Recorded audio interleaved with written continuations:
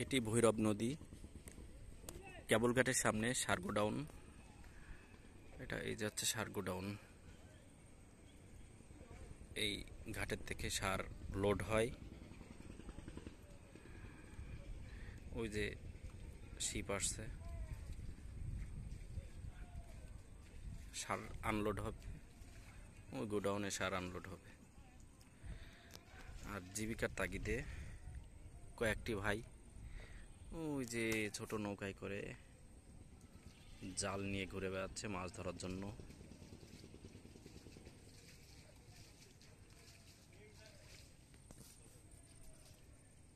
তারা মাছ শিকার করতেছে জাল দিয়ে নদীর মাঝখানে, একবারে নদীর মাঝখানে।